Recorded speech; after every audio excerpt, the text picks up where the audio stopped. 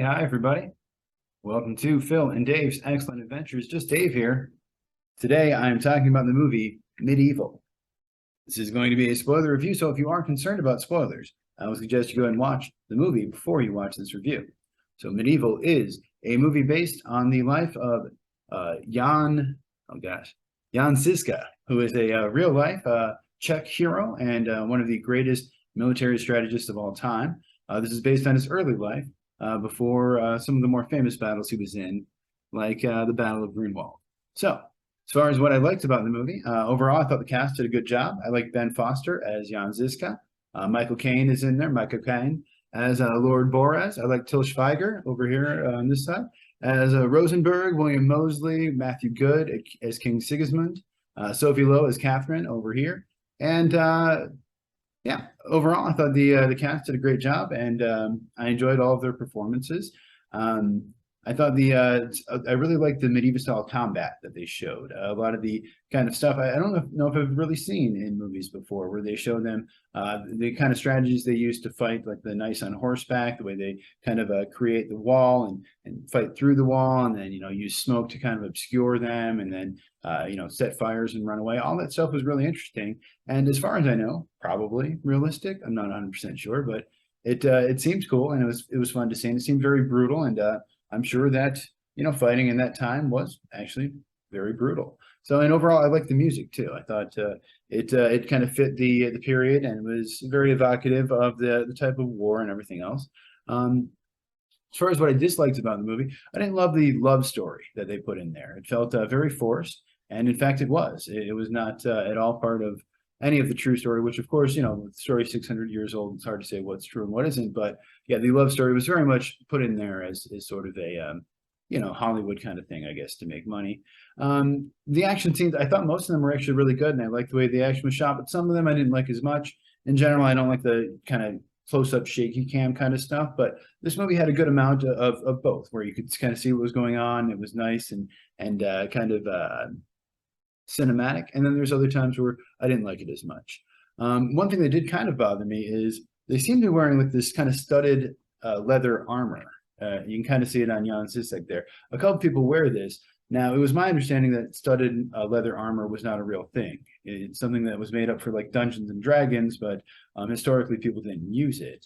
Now there was brigandine armor, which is something that was used, and I believe the Bohemians did use brigandine armor around that time period or a little bit later. So maybe that's just what it is, and I'm unfamiliar. And that was a type of armor where there were studs in the leather, but it was to attach plates sort of underneath. And some people did seem to have plates on top and stuff. So I'm not an expert on armor, I suppose. So I don't know how accurate it is. To me, it seemed like maybe it wasn't accurate, but then as I looked into it, maybe it was. So if you know more about the armor of the Bohemians in the early 1400s, please let me know in the comments below. Ben Foster doesn't have an accent in the movie. Now, I'm actually a big fan of his. He's one of my favorite actors. And partially why I wanted to see this movie. I didn't know much about it. I just saw, oh, Ben Foster's in a movie. I like him. I like the medieval ages, so I'm down. I went to see it without really needing to know much more. But yeah, he doesn't do much of an accent in this. And at first, I thought, okay, well, hey, you know what? A lot of people say the British accent is actually sort of an affected thing, and it didn't really exist until more recent times. And even like Shakespeare stuff sounds more natural, some say, with an American accent than it does with a British accent. Some linguists, say this. So I'm like, hey, maybe they're going for that. And some people in this did have kind of a British accent. Some people kind of didn't. Michael Caine, of course, talked like he always does. But I think, and some people are kind of, it's always bothered me that whenever something's historical, everyone has a British accent. It's just, they don't know what else to do. So like, let's have a British accent.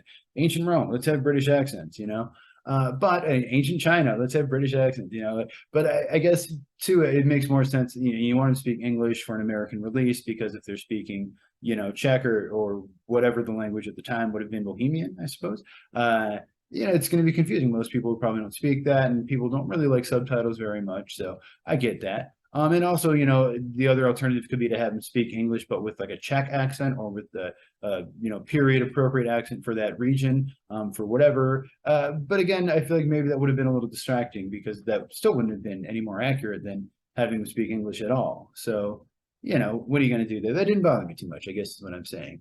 It wasn't exactly like, the Robin Hood thing where like everyone else has a British accent, but not Kevin Costner. Like that was odd to me. And this one, though, some people had the accent, some people didn't, like Till Schweiger there is kind of German. He has kind of a German accent. Michael Caine has that, what do you call it? The Michael Caine accent. There's a name for it. But yeah, so I don't know. I do think the movie was a little slow at parts, kind of that middle part, the second act there dragged a little bit for me. And it is a little too long. I think it's 125 minutes, so just a little over 2 hours. So yeah, could have maybe been a little bit shorter for what they were going for. Other than that, the movie is directed by Petr Jákl. He is a Czech director who has done some other stuff in Czechoslovakia. I think this is his first American movie though. And he also wrote the script. It was based on some writings by his father, I think, and some other people, and based on some historical writings of Jan Žižka. So Jan Žižka was a real guy. He was a Czech general. He was Bohemian at the time. He was a Hussite who led the Taborites. He's now a Czech national hero. I'm saying this as if I knew this. I didn't know anything about this guy. I had never heard of him. He's apparently a famous military strategist in general. I don't know a lot about military history, and I don't know a lot about Czech history or Bohemia, other than just kind of general stuff. So yeah, I thought it was interesting. The movie takes place in the early 1400s. I think they say specifically, but I didn't write it down. It's when Wenceslas IV was the king of Bohemia and also the Roman emperor, or at least he was trying to assume both of those. And this is also sort of during the Western Schism, or what I used to call the Great Schism, which happened from 1378 to 1417. That was when there was two different popes. There was one in Rome and there was one in Avignon. And they both insisted that they were the real pope. And I think at some point they even said the other was the Antichrist and stuff like that. That was always a very interesting period to me when I first learned about it. And so, once I realized the movie was set in that period, I'm like, cool, this is a time period I would like to know more about. It sounds very interesting. Like I said, it's an early period in Žižka's life. It takes place, I believe, before the Battle of Grunwald, which is a famous battle between the Polish and Lithuanian armies against the Teutonic Knights. It's believed that he lost his eye at that battle. So in this movie, they changed it, and he actually loses his eye in the caves here with Catherine, is that her name? But yeah, so that's a little bit different, I suppose. But I understand for a movie, you want to make some changes and everything like that. He apparently in real life lost another eye at the Battle of Neckmer in 1421. So he was blind from that point on. This is, like I said, before the first defenestration of Prague, which is in 1419, and that is what began the Hussite Revolution. So a really interesting period of time that, I wanted to know more about, and I'd like to know more about, and I did. Again, I'm not an expert by any means, and if you know any more about this, let me know in the comments there. But it was interesting after watching the movie to sort of want to learn more about everything that happened during that time period. So the movie's got a $20 million budget. It's apparently the most expensive Czech movie ever made. So, I'm not sure if they'll make their money back, at least not here in America, but worldwide, they have a good chance to, I think.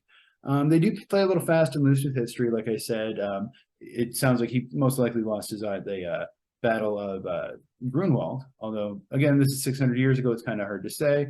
There most likely wasn't a romance between him and this woman who I don't even know if she actually existed. So, yeah, they played a little fast and loose with history, but it was 600 years ago. It's hard to say.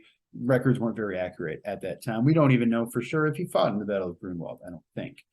We do know that he definitely fought in other battles later, and we know a lot about him. But yeah, only as much as you can possibly know about somebody that happened that long ago. And honestly, as far as the historical accuracy of this movie goes, it's really not that bad compared to like Braveheart, where they have him, fighting in multiple battles that occurred at the same time. Or even like The Patriot, another Mel Gibson movie. And at least as far as I know, this director is not nearly as problematic as Mel Gibson is. So this is a movie where the Rotten Tomatoes score is a bit different. The critics have it at 38%, and the viewers have it at 62%. So a bit of a difference there, a bit of a schism, I suppose.